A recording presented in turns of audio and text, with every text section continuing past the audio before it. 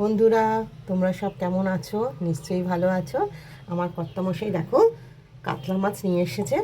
একদম জ্যান্ত মাছ, রক্ত লেগে রয়েছে। আর এরকম মাছ রান্না করতে আমার খুব ভালো লাগে। মাছটা রান্না করব আদা জিরে বাটা দিয়ে। আগে ভালো করে ধুয়ে নেব, তারপর রান্নাটা করব। আর এটার মধ্যে অনেকটা তেলও রয়েছে দেখো। আর মাছের তেল দিয়ে এক থালা ভাত খেতে আমার মতো কার কার ভালো লাগে অবশ্যই কিন্তু তোমরা জানিও। মাছের তেলে ভালো করে নুন হলুদ মাখিয়ে নিয়েছি ধুয়ে নিয়ে। আর এইদিকে দেখো আমার মাছটা ভালো করে ধোয়া হয়ে গেছে। কানকোগুলো কিন্তু ভালো করে ধুয়েছি, দেখেছো তো?